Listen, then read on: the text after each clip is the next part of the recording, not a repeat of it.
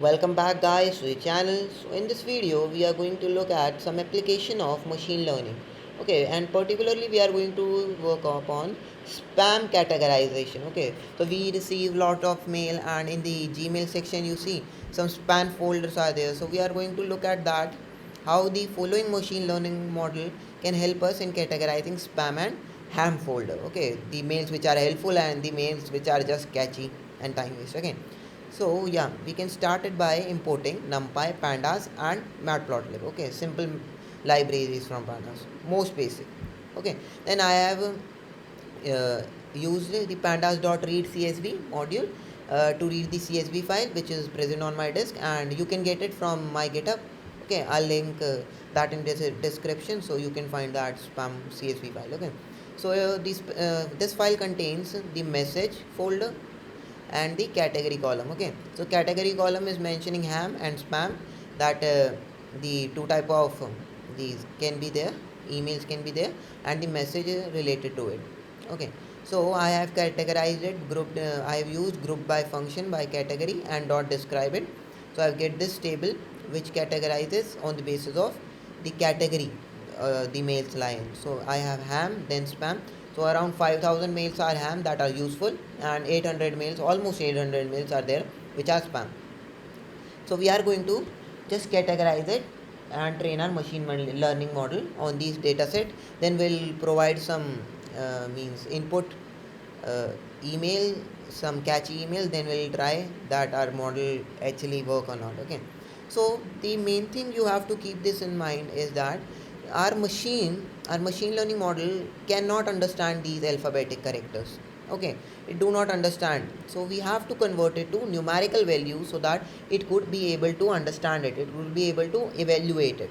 So our main goal is to convert these alphabetic values, these alphabetic words, to digits, to numbers, so that our machine learning model will be able to understand it. Okay, so firstly what we have done here is we have means given a separate column for spam. So if there is a spam mail, then it will show 1, and for ham mail it will show 0. So what we have done here is we have defined df spam. It is going to add one column to the df, that is our the initial data set, and we have used the category column, and we have applied a function to it which says lambda x if 1, the value of x will be 1 if x equals to spam. Like here you can see x equals to spam in category, so it has a value of 1, and else it will have value 0. So other mail like ham or something other category might be there, so it will take it 0. Okay, but we have seen here that we only have two categories,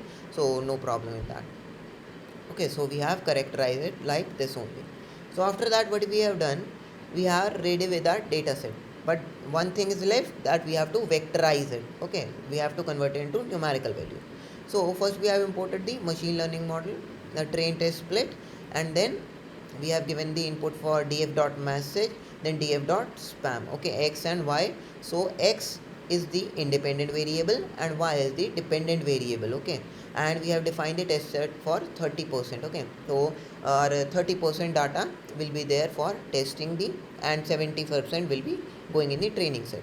Okay, so we have imported it from scikit dot model selection train test split, and it is going to split the data in the manner we want. Okay, so we have to first count vectorization, so we'll use count vectorization, then we'll go to multinomial IDM, which is our first method to do this job. Okay, so what we have done here is we have imported this count vectorizer means model extension, text extension. Okay, you can easily import it, and then we have given it a variable v equals to count vector, and we have initialized it.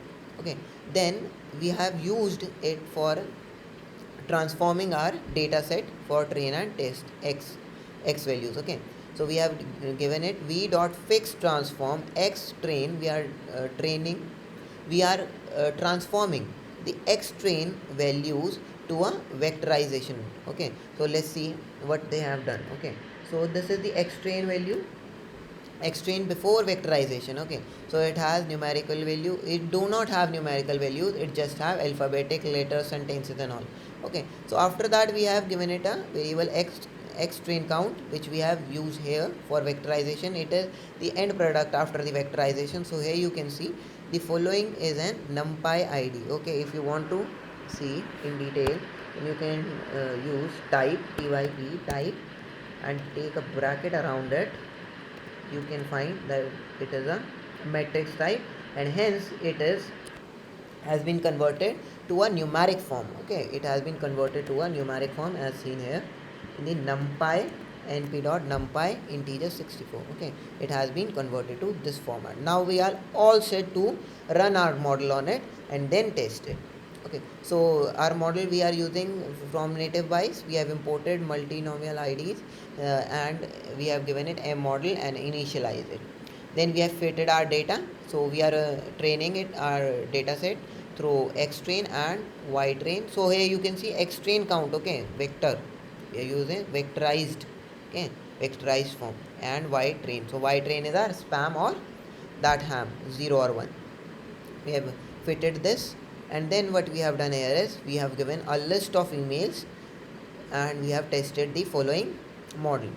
So first mail, you can see first mail is, hey Dhruv, uh, can we go together to watch cricket match next week? Okay, so this might be a message from my friend. Okay, so let's see what is the prediction. So it has given a 0, that means it is a ham and hence it is important and not a spam.